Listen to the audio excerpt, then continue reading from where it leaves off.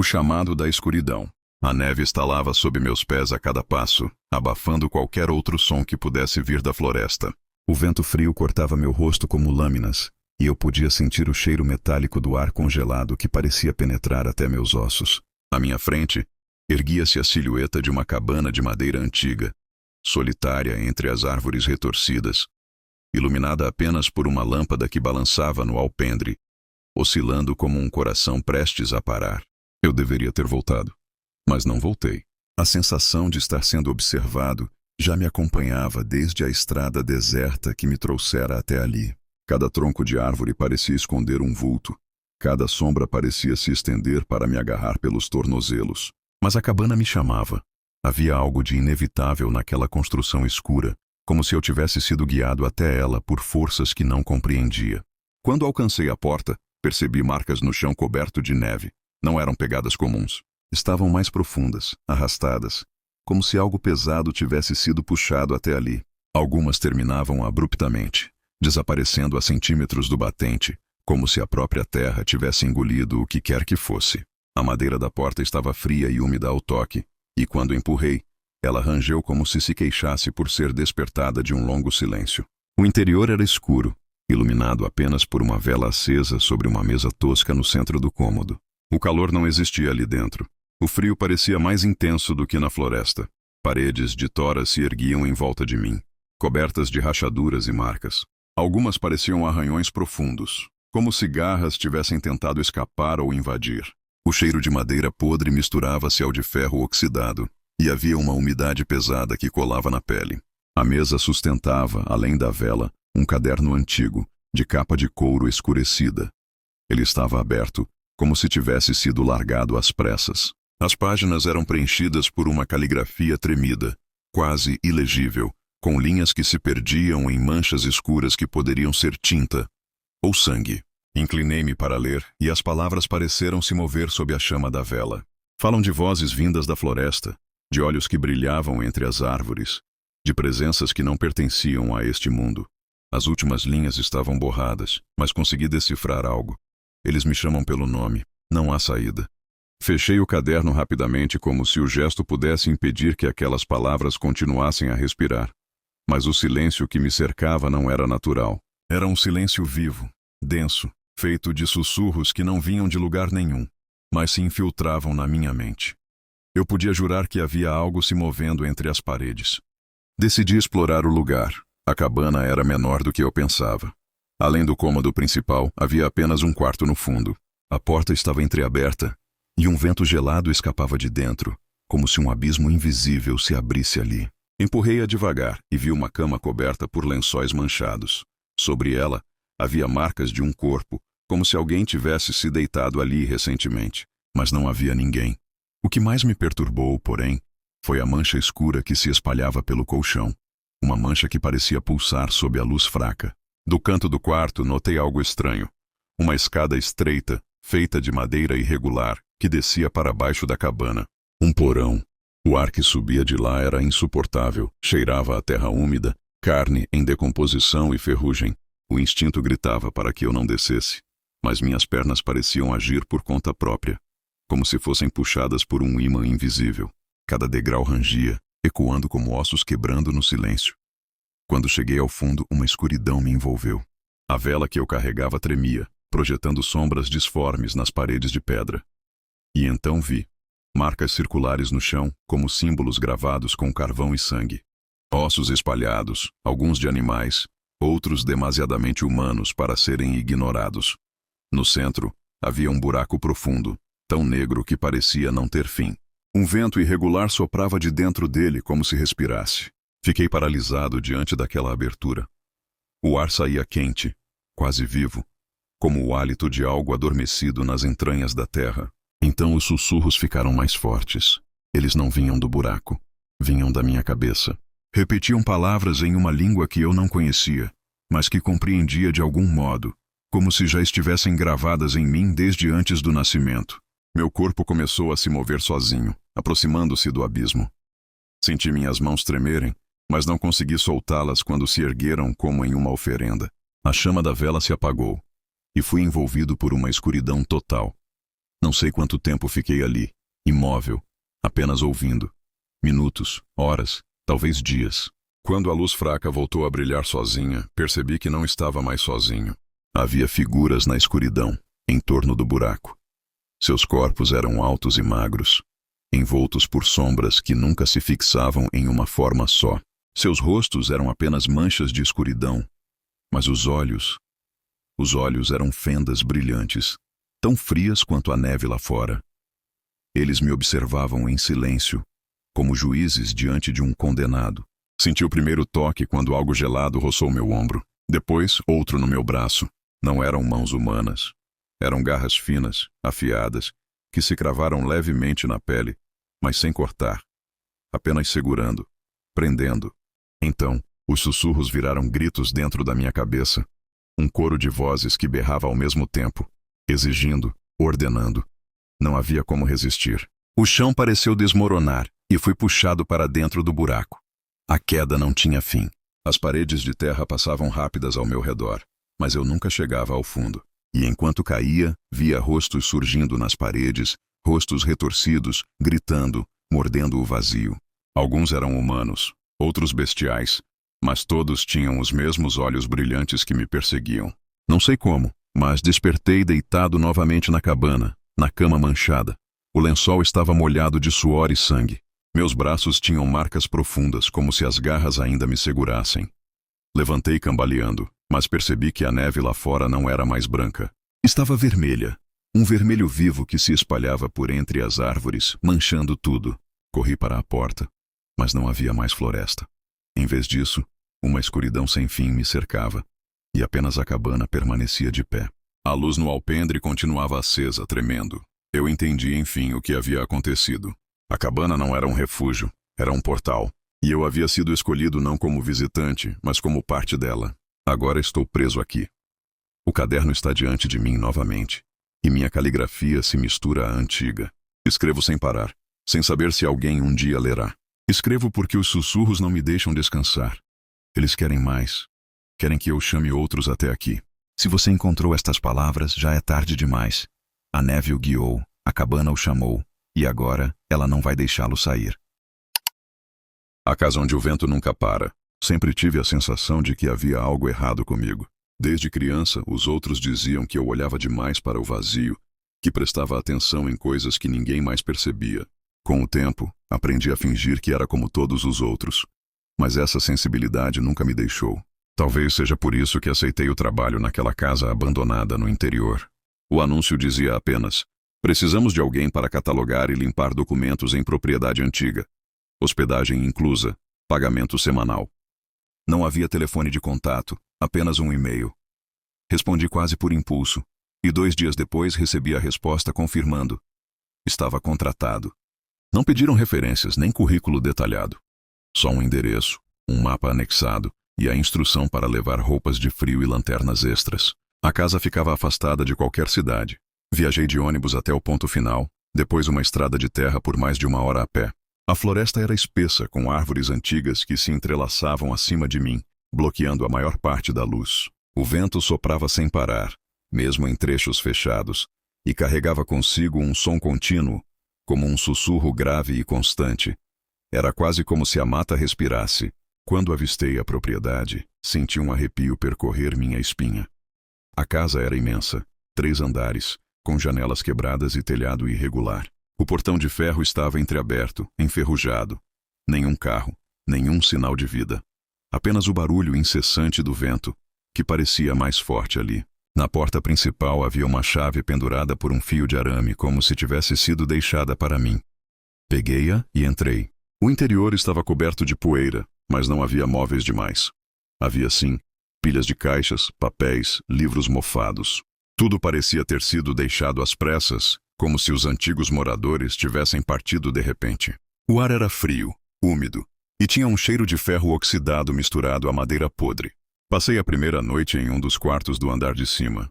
Colchão velho, lençóis gastos, mas ainda suportáveis. O vento não parava, batendo contra as janelas como se quisesse entrar. No segundo dia comecei meu trabalho. Os papéis eram estranhos, datados de décadas atrás, mas não eram registros normais. Anotações sobre rituais, descrições de sonhos, listas de nomes riscados com violência. Muitas páginas falavam sobre manter o vento preso. Em outras havia símbolos desenhados repetidamente, círculos, linhas, olhos deformados. Quanto mais eu lia, mais desconfortável ficava. Havia referências constantes a uma presença que habitava a casa, algo chamado apenas de o que nunca dorme. A noite era pior. O som do vento se tornava mais intenso, a ponto de as paredes vibrarem levemente. Eu fechava os olhos e jurava ouvir passos pelo corredor, mas quando abria a porta não havia nada. No terceiro dia encontrei um diário. As páginas estavam manchadas, mas consegui decifrar algumas partes. O vento não vem de fora. Ele nasce dentro da casa. Ele nos observa, move os cabelos, apaga as velas, mas não há ar nenhum. Apenas ele, sempre aqui. Minha irmã desapareceu no sótão. Subiu quando todos dormiam. Não houve grito, não houve porta abrindo. Apenas o som forte, como um sopro prolongado. Desde então, o vento tem a voz dela. Depois de ler isso, passei o dia inteiro evitando olhar para o teto. Mas ao cair da noite, algo mudou. Enquanto eu tentava dormir, senti uma corrente de ar fria passando pelo meu rosto. Abri os olhos. A janela estava fechada. Mesmo assim, o vento estava ali, levantando lentamente os cantos do lençol. Sentei-me na cama e percebi que o ar vinha de dentro do armário. Levantei devagar, cada passo ecoando no chão de madeira. Abri a porta do armário. Escuridão total. Mas havia vento soprando de dentro dele, como se fosse um túnel sem fim. Recuo, fecho a porta às pressas e passo o resto da noite acordado, encolhido no colchão. No dia seguinte pensei em ir embora. Mas quando tentei sair, percebi que o portão de ferro estava trancado. A chave que havia usado antes não servia mais. Por um momento tive a sensação de que a própria casa estava me mantendo ali. Passei a noite seguinte ouvindo vozes. Não eram palavras claras, apenas sussurros no ritmo do vento. Em alguns momentos, porém, soavam familiares. Como se fossem pessoas que eu conhecia, chamando meu nome. Fui ao sótão no quarto dia. Não sei bem o que me levou até lá. Talvez a curiosidade doentia que sempre me perseguiu. A escada era estreita, rangendo a cada passo. Quando empurrei a porta pesada, o vento quase me derrubou para trás. O sótão estava vazio, exceto por marcas no chão, círculos desenhados com carvão, símbolos repetidos milhares de vezes e uma cadeira solitária no centro. Mas o que mais me assustou foi que não havia nenhuma janela ali, e ainda assim o vento soprava forte, levantando poeira, agitando meu cabelo. Enquanto observava, ouvi passos atrás de mim. Virei rápido, mas não havia ninguém. Ainda assim, o ar parecia mover-se em forma humana, como se o vento tivesse corpo. Desci correndo, mas cada porta que eu abria levava num corredor que não terminava. Era como se a casa tivesse mudado. Demorei horas até encontrar novamente o quarto. Desde então, perdi a noção dos dias. O vento nunca para. Ele carrega vozes agora, risadas, choros, orações. Às vezes, sussurra histórias que eu nunca vivi, memórias que não são minhas. Outras vezes ele fica em silêncio absoluto, apenas me observando, como um predador paciente. Não durmo mais, não sinto fome, não sinto sede. O vento alimenta, o vento embala. Hoje encontrei mais páginas espalhadas pelo chão. Reconheci a caligrafia. É a minha. Mas não lembro de ter escrito nada. As frases estão repetidas milhares de vezes. O vento não está fora. O vento está dentro. A cada dia que passa, sinto menos peso no corpo, como se estivesse me desfazendo, partícula por partícula, para me tornar parte dele. Talvez seja esse o destino de todos que entram aqui. Alimentar o que nunca dorme. Não sei quanto tempo ainda tenho, mas sei que não vou sair. A casa não deixa. E quando o vento soprar na janela do seu quarto, quando mover levemente as cortinas mesmo numa noite sem brisa, talvez não seja apenas o vento. Talvez sejamos nós, todos os que fomos engolidos pela casa, sussurrando eternamente. O turno da meia-noite. Sempre achei que trabalhar em uma loja de conveniência fosse a coisa mais monótona do mundo. A rotina era simples: organizar prateleiras, atender alguns clientes noturnos, limpar o chão grudento de refrigerante derramado e esperar que o relógio chegasse às 6 da manhã. Eu sempre dizia para mim mesmo que o único inimigo real do turno da madrugada era o tédio. Mas naquela noite, aprendi que existem inimigos muito piores. Meu turno começou como qualquer outro. O relógio marcava 11 da noite quando entrei pela porta de vidro da loja. O gerente já estava impaciente, como sempre. Mal me cumprimentou e saiu, deixando-me sozinho atrás do balcão. O silêncio era cortado apenas pelo zumbido constante das lâmpadas fluorescentes e pelo refrigerador no fundo, que sempre fazia um som metálico, como se algo arranhasse suas paredes internas. Eu já estava acostumado. Às 11h30, os primeiros clientes apareceram. Um taxista que comprou café e cigarros e uma mulher com expressão perdida que ficou tempo demais encarando as prateleiras de biscoitos antes de escolher um pacote qualquer. Ela não falava nada, apenas entregou o dinheiro e saiu sem me olhar nos olhos. Isso não me incomodou. Afinal, as pessoas têm suas próprias sombras, e eu não queria ser o tipo de atendente que faz perguntas demais. A meia-noite chegou, e com ela um frio estranho percorreu o ambiente. Não era inverno, mas parecia que alguém havia deixado a porta aberta. Olhei para trás, para o vidro da entrada, mas estava fechada. Nenhuma fresta. Nada que justificasse o vento gelado que agora passava pela minha nuca. Eu encolhi os ombros, tentando ignorar. Mas logo percebi que algo estava errado com o relógio acima da porta. O ponteiro dos segundos se movia em saltos irregulares, às vezes acelerando, às vezes parando por longos segundos antes de seguir. Tentei rir daquilo, pensando em como equipamentos velhos sempre davam defeito, mas meu riso morreu quando percebi outra coisa. O reflexo no vidro da porta não correspondia ao que estava atrás de mim. Olhei diretamente para as prateleiras, vi latas de energético e salgadinhos organizados, mas no reflexo apareciam buracos escuros entre elas, como se partes da loja estivessem ausentes. Me afastei, esfreguei os olhos e respirei fundo. Devia estar cansado, era só isso. Trabalhar noites seguidas acabava mexendo com a mente. Fiz o possível para focar em tarefas mecânicas. Alinhar produtos, contar moedas, anotar o estoque. Mas cada vez que levantava a cabeça, percebia algo diferente no reflexo. Primeiro eram apenas as sombras. Depois, vultos pequenos que pareciam se mover entre as prateleiras, rastejando como animais. Às 2h, o sino da porta tocou. Eu me sobressaltei, grato pela presença de alguém que quebrasse aquele clima. Mas a loja parecia vazia. Nenhum cliente entrou. Ainda assim, o som metálico da campainha ecoava, repetido como se tivesse sido gravado e estivesse em loop. Eu caminhei até a porta, encostei a testa no vidro e olhei para fora. A rua estava completamente deserta, iluminada apenas por um poste que piscava. Então percebi. Não havia nenhum som além do zumbido da lâmpada e do poste oscilante. Nenhum carro, nenhum cachorro, nem mesmo o barulho distante da cidade. O mundo parecia suspenso. Voltei para trás do balcão, tentando me convencer de que era apenas uma pane elétrica causando interferências. Mas não consegui deixar de notar um detalhe.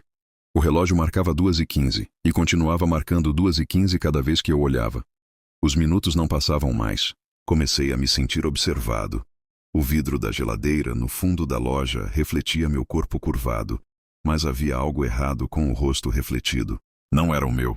Aquele rosto tinha olhos fundos, abertos demais, e uma boca fina que tremia. Me aproximei tentando ajustar o ângulo e percebi que o reflexo sorria antes mesmo de eu mexer os lábios. Toquei o vidro e ele tocou de volta, mas a sensação foi de uma mão fria pressionando contra a minha, de dentro para fora. Corri para longe, derrubei uma pilha de pacotes de salgadinhos e me escondi atrás do balcão. Não queria olhar para mais nada. Foi nesse momento que ouvi passos entre as prateleiras. Não eram passos comuns, eram arrastados, como se pés descalços deslizassem sobre o chão. Respirei fundo, tentando criar coragem para levantar.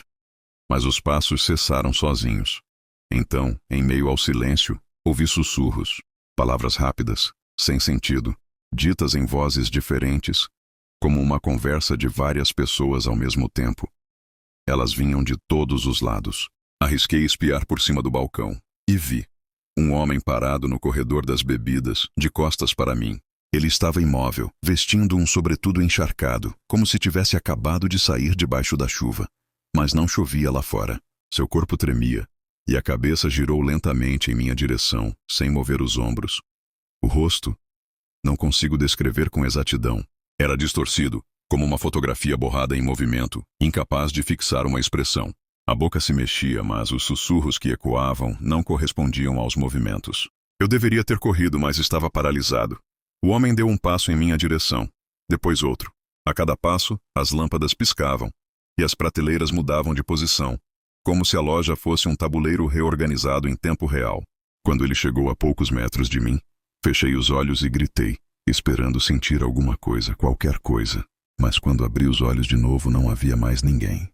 A loja estava como antes, exceto por um detalhe. O relógio marcava 3:03. O tempo havia voltado a correr. Não sei explicar como suportei o resto do turno. Evitei olhar para reflexos, evitei andar pelos corredores. Fiquei imóvel atrás do balcão, com os olhos grudados na porta de vidro, esperando o primeiro raio de sol. Quando chegou 6 horas, o gerente entrou, resmungando como sempre. Aparentemente, nada havia acontecido. Tudo estava em ordem, nada quebrado, nenhum pacote fora do lugar. Eu tentei contar o que vi, mas as palavras saíram fracas, sem convicção. Ele apenas riu e disse que eu precisava dormir mais. Saí da loja cambaleando, tentando convencer a mim mesmo de que tinha sonhado acordado. Mas antes de ir embora, arrisquei um último olhar para dentro. No reflexo da porta de vidro vi o corredor das bebidas. E lá estava o homem parado novamente me observando. Ele sorriu, e dessa vez eu tive certeza de que não iria embora nunca. Eu deveria ter ido para casa. Deveria ter esquecido tudo, tomado um banho gelado e me convencido de que aquilo não passava de alucinação causada pelo cansaço. Mas a imagem daquele homem, parado no corredor das bebidas e sorrindo para mim através do reflexo, não saiu da minha cabeça. No caminho de volta para o meu pequeno apartamento, senti como se alguém caminhasse atrás de mim. Não ouvi passos, mas era a mesma sensação de quando se está prestes a ser tocado no ombro. Eu me virei várias vezes na rua deserta, mas não havia ninguém. O sol já brilhava, a cidade acordava, mas eu não conseguia me livrar daquela sombra que parecia colada à minha pele. Passei o dia inteiro sem dormir. Fechava os olhos e a imagem do rosto distorcido surgia imediatamente. Às vezes ele aparecia nas manchas do teto, às vezes no reflexo da televisão desligada. O relógio corria devagar, cada hora arrastando-se como se fosse um dia inteiro. E então, antes que eu pudesse pensar em inventar uma desculpa para faltar, chegou a noite. O peso do dever, ou talvez algo mais profundo, me levou de volta à loja. Quando entrei, o gerente me cumprimentou com a mesma pressa de sempre, mas algo estava errado no seu tom. Ele parecia ansioso para sair, mais do que de costume. Olhou várias vezes para os corredores, como se também sentisse algo fora do lugar. Não disse nada, apenas me entregou as chaves e saiu. Assim que fiquei sozinho, soube que não tinha escapatória. O relógio acima da porta marcava 10:50. Eu me sentei atrás do balcão, o coração batendo rápido demais, e decidi que naquela noite não iria andar pelos corredores. Ficaria imóvel, observando. Mas logo percebi que isso não adiantaria. Às 11:20, ouvi o primeiro som. Uma risada curta, abafada, que parecia vir de dentro do refrigerador. Não era uma risada humana comum. Tinha um tom metálico, arranhado, como se fosse reproduzida por um rádio antigo. Olhei fixamente para a porta de vidro do refrigerador e por um instante vi mãos pressionadas contra o interior. Dedos finos demais, tentando sair. Pisquei e não havia nada. À meia-noite em ponto, todas as lâmpadas piscaram ao mesmo tempo e se apagaram. Fiquei completamente às escuras, exceto pelo brilho azul fraco vindo da máquina de sorvete. O silêncio era tão denso que eu podia ouvir meu próprio sangue correndo nos ouvidos. E então, lá estava ele. O homem de sobretudo encharcado surgiu no corredor das bebidas, exatamente no mesmo lugar onde eu o tinha visto antes. Só que dessa vez, não era apenas reflexo. Ele estava ali, no espaço físico da loja, as roupas pingando em um chão seco. A cada passo, um rastro escuro de água se espalhava. Tentei falar, mas minha voz não saiu. Ele se aproximou lentamente, e a loja começou a mudar ao redor dele. As prateleiras se alongavam, os produtos se distorciam como se fossem feitos de cera derretendo. Quando olhei para o relógio, vi que os ponteiros giravam em círculos rápidos, sem sentido. O homem parou diante do balcão, a menos de 2 metros de mim. Seu rosto ainda era borrado, mas agora se contorcia como se várias expressões diferentes tentassem ocupar o mesmo espaço ao mesmo tempo. Sorrisos, gritos, caretas de dor, tudo sobreposto. Ele ergueu a mão e apontou para a porta de vidro. Obedeci, mesmo sem querer. Virei-me lentamente, e o que vi me paralisou. Do lado de fora da loja, no reflexo escuro da rua, havia dezenas de figuras iguais a ele, imóveis, todas olhando para dentro. Seus rostos distorcidos se comprimiam contra o vidro, esperando, como se apenas um sinal fosse suficiente para que entrassem. Virei-me de volta para ele, mas o homem não estava mais lá. No balcão, porém, havia algo que não existia antes. Um caderno encharcado, suas páginas onduladas, como se tivesse sido retirado de um lago. Escrito à mão, em letras tremidas, estava a seguinte frase: "Você já pertence a nós. O turno nunca acaba." Quando toquei o caderno, senti frio. Um frio que não vinha de fora, mas de dentro de mim. Como se meu sangue tivesse congelado. Olhei novamente para o relógio e percebi o pior.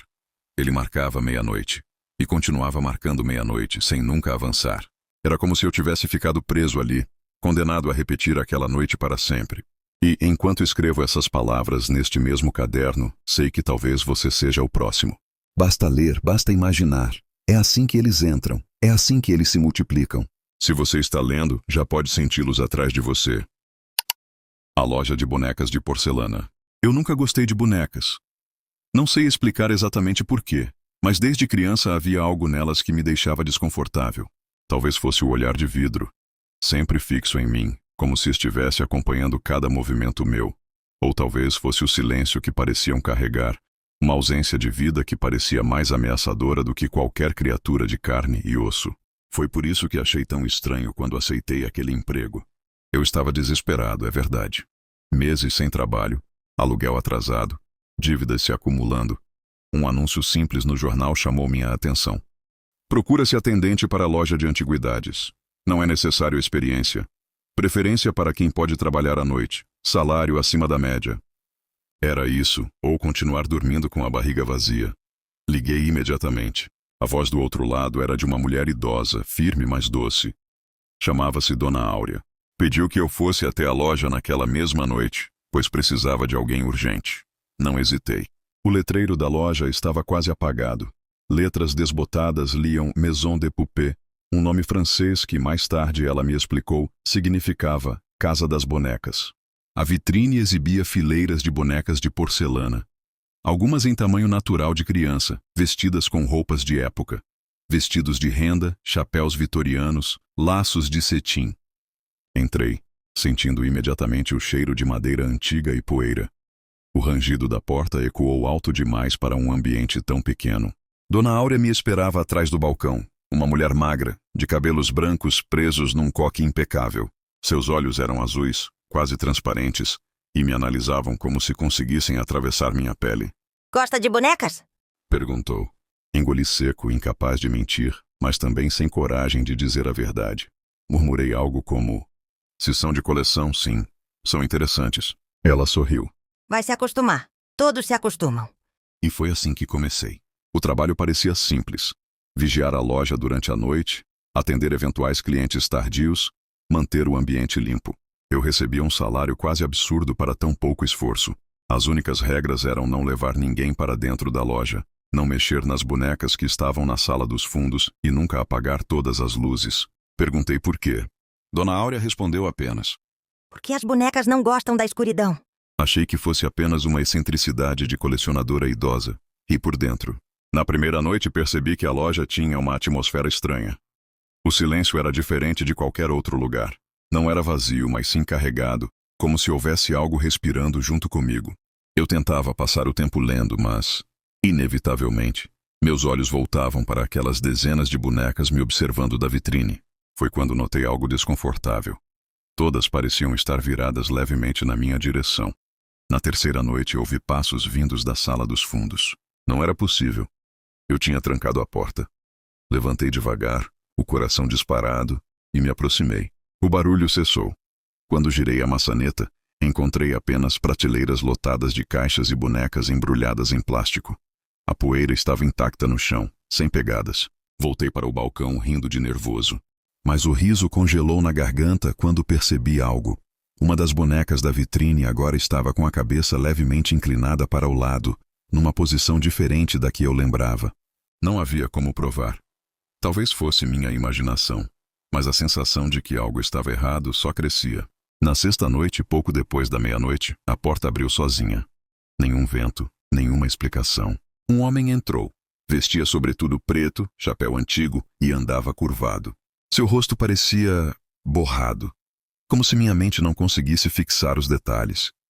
Apenas lembro que tinha olhos extremamente fundos. Quero a menina de vestido azul. Disse apontando para uma das bonecas da prateleira mais alta. A voz dele era baixa, arrastada, e parecia ecoar dentro da minha cabeça. Trêmulo, alcancei a boneca. Mas quando a entreguei, percebi que o peso dela era estranho, quente, como se fosse um corpo vivo. Ele me pagou com moedas antigas pesadas que não reconheci. Quando olhei novamente para registrar a venda, ele havia desaparecido. A porta permanecia fechada. As moedas sumiram também. Só a boneca havia desaparecido da prateleira. Depois disso, as coisas pioraram. As bonecas começaram a trocar de lugar. Às vezes eu fechava a loja com todas organizadas, apenas para encontrá-las amontoadas no balcão ao amanhecer. Outras vezes eu acordava de um cochilo e percebia que estavam mais perto de mim. Numa madrugada, acordei com algo roçando meu braço. Era uma boneca caída no chão, bem ao meu lado. Mas eu sabia que ela estava no alto da prateleira antes. Peguei-a, nervoso, e quando a olhei nos olhos de vidro, juro que vi umidade, como se lágrimas estivessem se formando ali dentro. Não consegui resistir. A proibição de Áurea sobre o quarto dos fundos começou a me corroer. Se as bonecas na vitrine já eram perturbadoras, o que haveria lá dentro?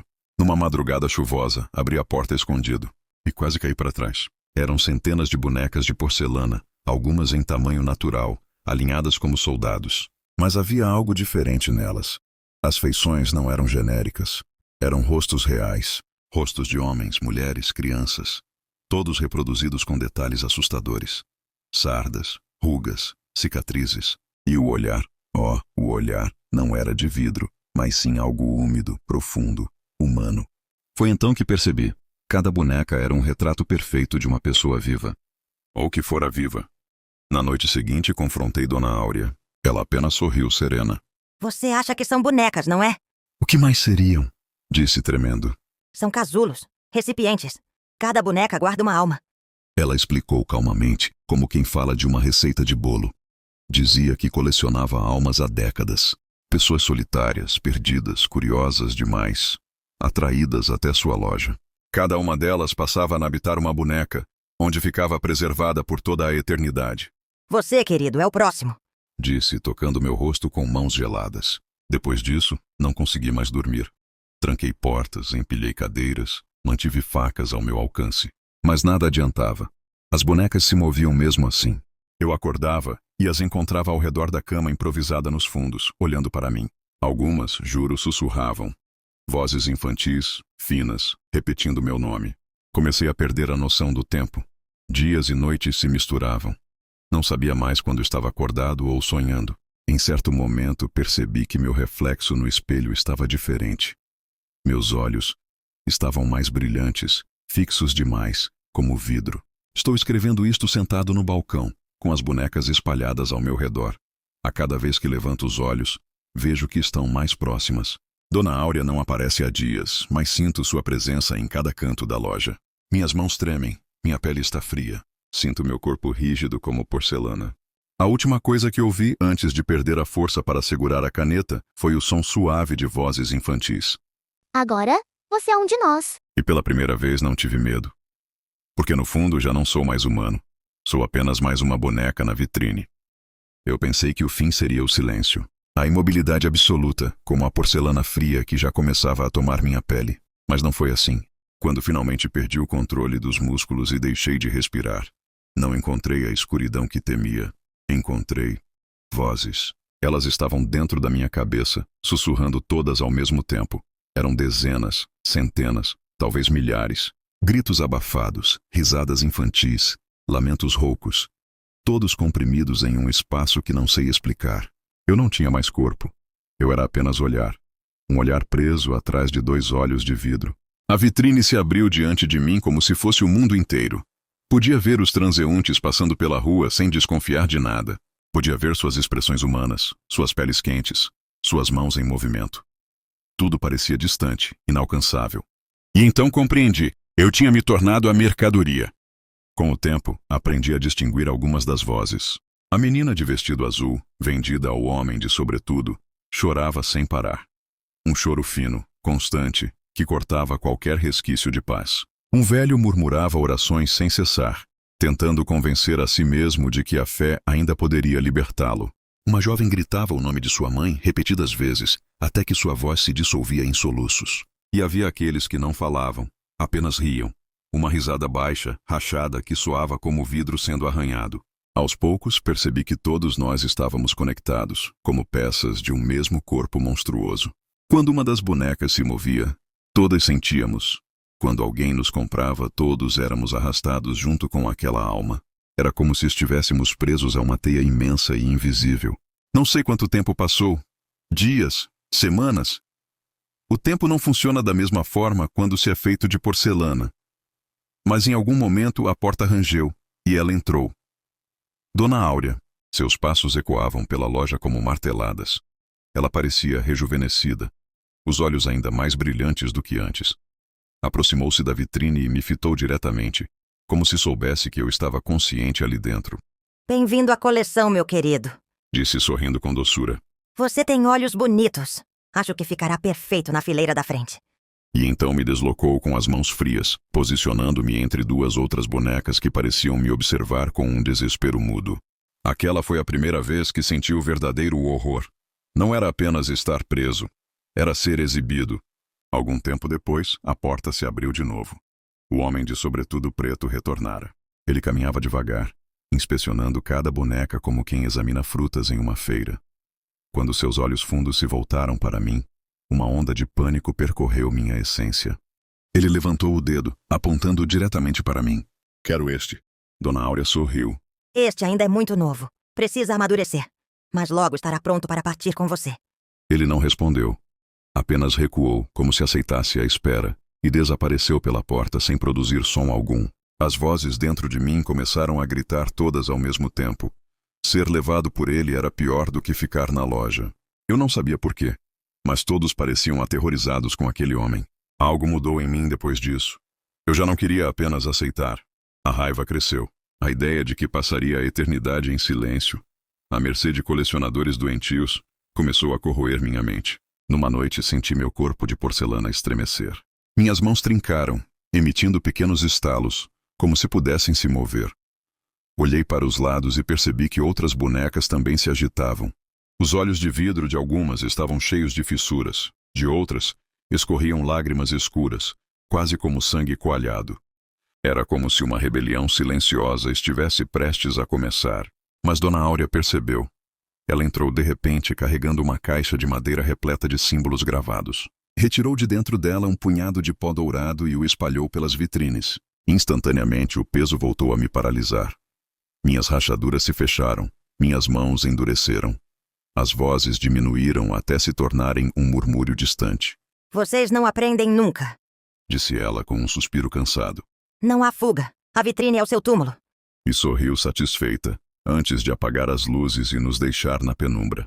Agora sei que cada pessoa que passa diante da loja vê apenas bonecas. Mas para nós é diferente. Nós vemos a vida lá fora como se estivéssemos atrás de um aquário. Sabemos que cada olhar curioso pode ser o próximo condenado. E o mais terrível é que já não sinto vontade de avisar ninguém. Parte de mim, talvez contaminada pela magia de Áurea, anseia por novos rostos. Novas almas para se juntarem a nós. Cada vez que alguém para diante da vitrine e observa as bonecas, sinto um prazer doentio. É como caçar, mesmo estando preso.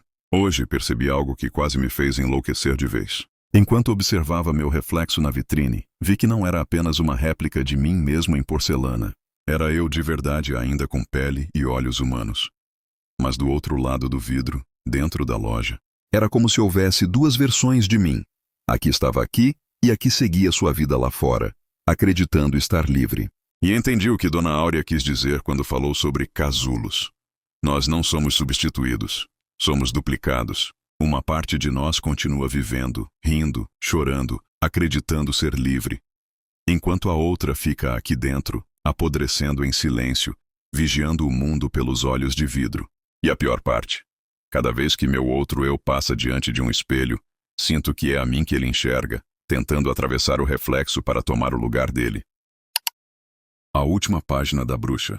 A chuva caía forte quando Helena retornou à pequena cidade costeira de Guérande. O vento rugia entre as árvores e o ar cheirava a sal e podridão. Ela havia jurado nunca mais voltar. Mas a notícia da doença da mãe a obrigara a atravessar os limites daquele lugar que sempre carregou segredos enterrados. Helena era escritora agora, conhecida em Paris por suas histórias de terror. Livros que a perseguiam tanto quanto fascinavam seus leitores. Nas últimas semanas, o sucesso tinha sido substituído por noites insones, pesadelos constantes e a sensação sufocante de ser observada. Os sonhos repetiam-se sem trégua. Uma mulher velha, de olhos amarelados e dentes podres, que sorria entre sombras e pronunciava palavras incompletas, sempre terminando com a mesma frase. Você prometeu escrever até o fim. Na casa da infância, o ambiente parecia apodrecer junto com as paredes úmidas. A mãe, magra e frágil na cama, apertou-lhe o braço com uma força inesperada. Entre gemidos murmurou que a bruxa jamais partira, que vivia através das histórias, e que o fim escrito seria sua libertação. Helena afastou-se perturbada. As palavras ecoavam no silêncio da casa, misturando-se ao som do vento que batia contra as janelas. Naquela noite, os manuscritos de Helena pareciam diferentes. Havia trechos que ela não se lembrava de ter escrito. Descrições da velha mulher com detalhes grotescos. Palavras que pareciam pulsar, como se tivessem vida própria. Cada página terminava da mesma forma. Escreva o fim ou virei buscá-lo. As velas tremulavam. O relógio parou. O som de passos arrastados percorreu o corredor, embora ninguém estivesse ali. No terceiro dia, Helena foi atraída pela floresta próxima. A chuva transformava o chão em lama, mas algo a empurrava cada vez mais para dentro. A sensação era de caminhar em direção a um destino inevitável.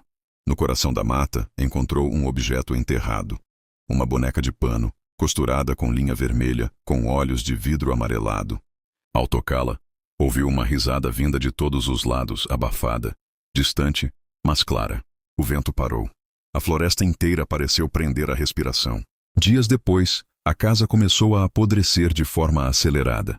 Madeira rangendo, paredes escorrendo água, ratos mortos aparecendo nos cantos. À noite, Helena via a bruxa sentada na poltrona do quarto, imóvel, observando-a com olhos sem vida. Piscava e a figura sumia. Os reflexos nos espelhos já não a obedeciam.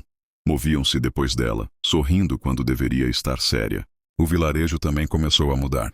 Animais foram encontrados mutilados. Crianças gritavam por terem visto uma velha nos campos. Pessoas desapareciam sem explicação. Em cada cena, páginas dos livros de Helena surgiam espalhadas, sujas de sangue ou barro. Os moradores murmuravam o mesmo nome carregado de medo, Mariane. Helena passou a despertar com arranhões nos braços e marcas roxas nos pulsos, como se mãos invisíveis a segurassem durante o sono. O caderno nunca estava vazio. Frases novas surgiam durante a madrugada, escritas em sua própria caligrafia. Cada linha parecia alimentá-la. Cada palavra, fortalecer a presença que rondava a casa. Era claro agora. Mariane não havia morrido séculos atrás. Fora aprisionada nas histórias, em cada sussurro e cada mito. E Helena, ao escrever, tornara-se o canal perfeito para libertá-la. O tormento se estendeu até que Helena não suportou mais. Exausta, acendeu uma vela e encarou o caderno.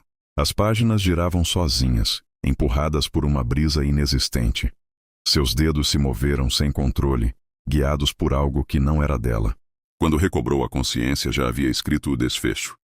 E no instante em que o último parágrafo se concluiu, Mariane abriu os olhos no mundo dos vivos. O silêncio caiu. A chama da vela apagou. No espelho à frente da mesa, Helena não encontrou seu reflexo. Apenas a velha, sorrindo com dentes quebrados, estendendo a mão através do vidro. Na manhã seguinte, a casa estava vazia. Nenhum sinal de Helena, apenas centenas de páginas espalhadas pelo chão. Todas repetiam a mesma frase. Ela está livre, ela está livre, ela está livre. E na última página, manchada de sangue, uma assinatura irregular. Mariane. O desaparecimento de Helena espalhou silêncio pela pequena cidade. A casa onde crescera tornou-se maldita. Ninguém ousava se aproximar. As janelas pareciam sempre abertas, mesmo quando pregadas. À noite, vozes femininas ecoavam no interior, como se várias mulheres falassem ao mesmo tempo em uma língua perdida. Thomas, policial local, foi o único a entrar. Encontrou as páginas espalhadas, o cheiro de mofo e ferro impregnado no ar. O caderno permanecia sobre a mesa, aberto em branco, mas as folhas mudavam sozinhas sempre que desviava o olhar. Quando voltou os olhos, frases diferentes estavam ali, escritas em tinta escura que parecia nunca secar. Ela precisa de novas mãos. Escreva por ela. Continue o que começou. Nos dias seguintes, sonhos estranhos o consumiram. Via Helena caminhando entre árvores retorcidas, chamando-o com o braço estendido. O rosto dela, no entanto, estava vazio, como uma máscara de porcelana rachada. Atrás dela, Marianne sorria, arrastando unhas longas pelo chão de terra. Thomas tentou resistir, mas o chamado aumentava. As vozes começaram a segui-lo fora dos sonhos. Em sua mesa no trabalho, rabiscava frases sem perceber, todas repetindo: "O fim nunca é o fim." A cidade se deteriorava. O mar trouxe corpos de animais deformados. Crianças gritavam nomes desconhecidos no meio da noite.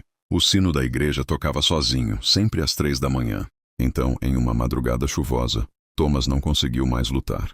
Sentou-se diante do caderno de Helena, acendeu uma vela e deixou a caneta deslizar. Os primeiros traços foram hesitantes, mas logo a escrita fluiu. Cada palavra queimava sua mente como ferro em brasa. A casa tremia ao redor. As sombras se alongavam. No espelho da sala, uma mulher velha surgia lentamente. Os olhos amarelados brilhavam. Os dentes podres formavam um sorriso de vitória. E enquanto a caneta se movia sem parar, Thomas percebeu que já não escrevia sozinho. Suas mãos estavam presas, guiadas. O sangue escorria de seus dedos misturado à tinta. No caderno, as palavras se formavam com nitidez cruel. E assim um novo escriba foi escolhido. O ciclo continua. O vento entrou pela porta que Thomas deixara aberta, trazendo consigo um sussurro que parecia vir do próprio chão. Ele tentou gritar, mas a voz não saiu. Sua garganta parecia preenchida por cera fria.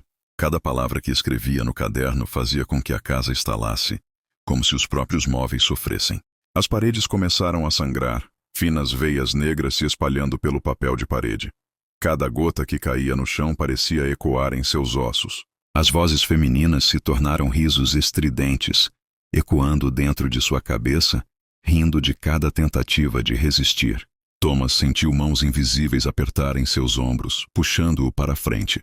No reflexo do espelho, Marianne se inclinava, agora jovem e sedutora, com o cabelo molhado pelo sangue da tempestade. Ela estendeu a mão e Thomas percebeu. Não havia escapatória. Ele não estava apenas escrevendo, estava invocando. Cada letra completava um feitiço antigo. Cada frase selava a cidade em uma maldição sem fim. Quando a última palavra foi traçada, o caderno fechou-se sozinho com um estrondo que fez tremer o chão. Thomas caiu de joelhos, exausto, mas consciente de que algo dentro dele havia mudado para sempre. Olhou ao redor e a casa estava calma, aparentemente vazia, exceto pelo cheiro de tinta fresca e ferro. Mas fora, na rua silenciosa, a cidade estava diferente. As sombras alongadas dançavam sozinhas.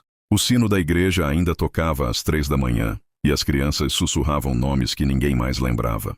O mar devolvia não apenas corpos de animais, mas fragmentos de histórias esquecidas, como se a própria realidade estivesse se desfazendo. Thomas sabia que agora ele era parte do ciclo. A última página havia sido escrita, mas o livro nunca terminaria. Olhando para o caderno que agora pulsava como se tivesse vida própria, ele entendeu o destino que compartilhava com Helena e tantos outros antes dele. O escriba da bruxa, condenado a continuar a história, a alimentar o terror, até que alguém mais fosse escolhido. E no silêncio da cidade, uma nova voz surgiu, sussurrando do vento. Agora é a sua vez de chamar o próximo.